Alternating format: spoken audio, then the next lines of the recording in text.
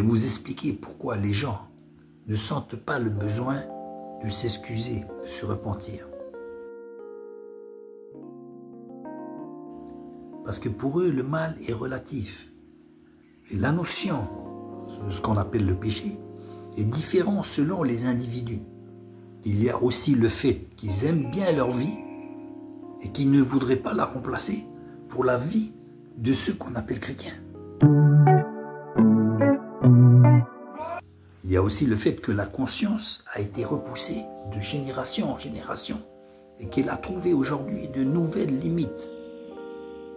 Un exemple avec ce petit garçon qui était en bas de chez moi. Fils de paix, fils de paix. Tiens, j'étais sur la terrasse. J'étais voir qu'est-ce qui se passe. Qui c'est qui disait ça? Un gosse pas plus haut que 3 pommes. Il disait certainement à ces petits-là. Mais tranquille quoi, en jouant, il voyait même pas le mal. On aurait dit qu'il voyait pas le mal du tout. Il disait ça comme ça. Évidemment, il avait dû entendre ça de la part des adultes, hein, comme d'hab. Évidemment, vous l'avez déjà aussi entendu. Pourquoi je vous dis ça? C'est parce que, comme vous le savez aussi, ce genre de choses ne s'entendait pas jadis. Et même les anciens aussi disaient des choses que leurs anciens encore, plus loin encore, ne faisaient pas, ne disaient pas. Ainsi, de génération en génération, les limites de notre acceptabilité, de notre conscience ont été repoussées et repoussées encore.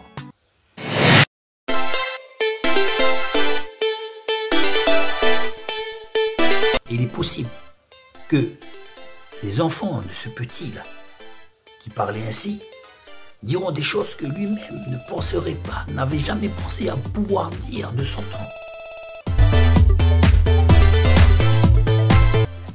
C'est pour ça que les limites de ce que nous pensons acceptable ont été constamment repoussées. De sorte que le mal aujourd'hui est tout relatif.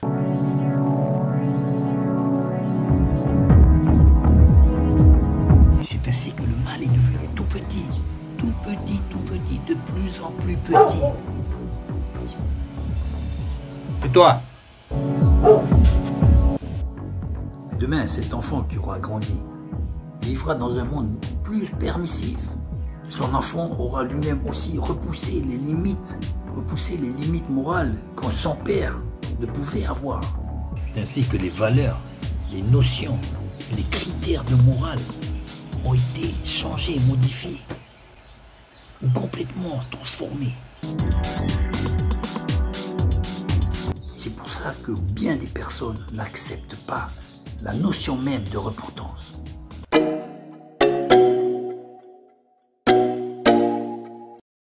Vous regardez dans la Bible, version Chouraki, le mot putasserie existe. Évidemment pas P, mais putasserie, oui. Non. Les prostituées devanceront dans le royaume de Dieu. Non. En tous les cas, on peut être prostitué spirituellement, c'est-à-dire qu'on a une vie chrétienne et une vie aussi partagée avec de la putasserie. Il y a des choses qui sont contraires à ce qu'on professe. On est partagé en fait.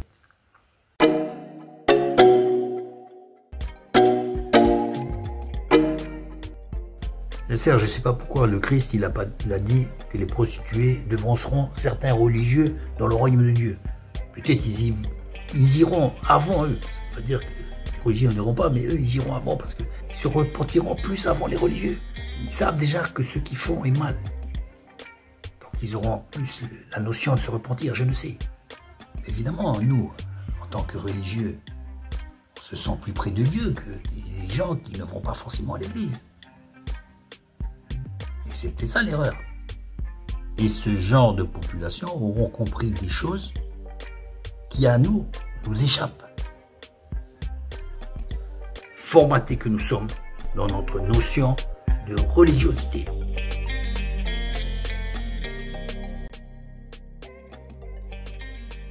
Bon, on peut comprendre que certains de nos compatriotes, quand ils nous entendent, n'aient pas envie de se repentir.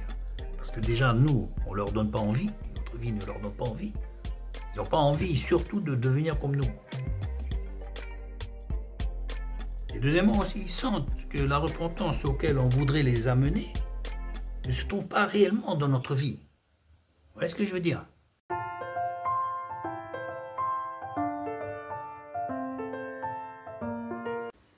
Ce matin-là, j'ai discuté avec un autiste, je lui avais déjà parlé, je lui ai témoigné de ma foi. Pour lui, c'est un peu flou. J'ai essayé. Et là, j'étais plus profondément, j'avais du temps à perdre, donc je lui ai expliqué un peu l'évangile. Et c'était flou, quoi, c'était Dieu. Mais par contre, ce que j'ai appris, c'est que il savait ce qu'était le mal. Parce qu'il avait déjà menti. Et menti, pourquoi? Parce qu'il avait peur de se faire gronder, certainement, quelque chose comme ça, mais il avait menti. Donc il savait ce que c'était le mensonge. Donc il savait ce que c'était le mal, parce qu'il s'est caché. Il n'a pas voulu dire la vérité. Je lui ai dit, ben, tu sais, ça, c'est ce que Dieu a mis en toi. C'est la conscience. Il n'est pas développé comme nous. Il a sa conscience. Maintenant, nous, au niveau de notre conscience de l'Église, on sait que certains d'entre nous, un jour, se verront refuser l'accès au ciel. C'est écrit noir sur blanc. C'est cette notion d'inconscience que nous avons, même au sein de l'Église, que je voudrais souligner. On n'a pas forcément peut-être la notion de devoir se repentir, parce qu'on pense que voilà, c'est acquis, on est venu au Christ, on s'est baptisé, on lit la Bible, on prie, tout ça. C'est bon, quoi. Je ne l'ai pas inventé, vous allez le lire vous-même, vous l'avez déjà lu vous-même. Et ben, il dit, Seigneur, voilà, c'est moi, je ne te connais pas, quoi.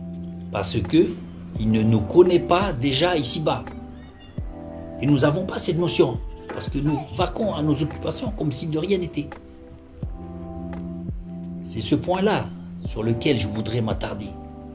Cette notion de conscience qu'on croit avoir, qui pourtant nous exclut du plan de Dieu. Ce qui veut dire que, à l'heure actuelle, aujourd'hui, certains se sentent sûrs de leur position envers Dieu. Ils se sentent si sûrs. Ou alors, ils ont déjà un doute, mais ils l'ont tellement enfoui que c'est tout comme, quoi.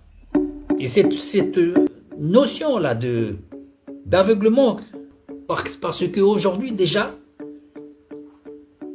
nous ne savons pas nous voir. Nous ne savons pas nous écouter. Nous ne savons pas voir la réalité. Aveuglés, certainement, de notre religion, notre conception du bien qu'on croit avoir. Ils pensent être avec Dieu. Voilà. Pour eux, c'est bon. C'est acquis. Notre salut d'hier peut être remis en question le lendemain.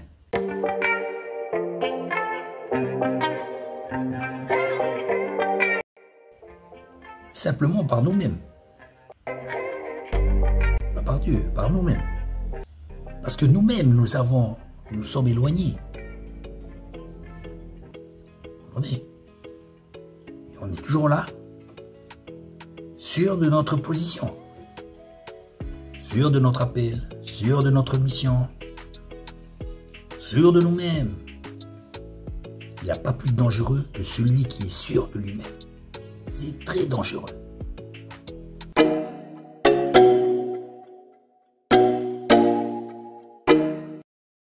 Mais en tous les cas, le résultat, c'est que on sera mis de côté. L'église, là, telle que je la vois, et on dirait que c'est une bande de copains, quoi. Bon, ils sont sympas, c'est des gens sympas. Ils mangent une brochette de temps en temps lors des agapés. Voilà. Ça fait passer à une assos, quoi. L'amicale du club de boules ou de cyclistes. Je vois pas trop la différence par rapport aux exigences que Dieu nous a demandées. Nous avons une autre dimension. Famille, je vais finir là, il faut bien finir une fois. Ça ne sert à rien de faire un film de 2 heures ou 3 heures. Je vais dire, pour terminer, que si nous avons la prétention de convertir les personnes pour qu'elles puissent se repentir, nous devons, nous, d'abord nous repentir. C'est ce que je voulais dire. Parce que les sermons, on connaît, tout ça, témoigner, on connaît, etc. On croit connaître aussi beaucoup de choses. Mais l'Église doit se repentir.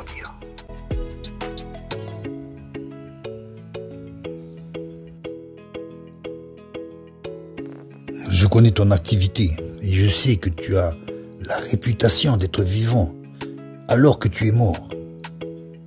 Tu es beaucoup admiré et cité en exemple, mais tu t'es éloigné de moi. Réveille-toi et reviens à moi. Affermis ce qui te reste encore de vivant avant que tu ne meures complètement. Car j'ai remarqué qu'aucune de tes œuvres n'était parfaite aux yeux de Dieu.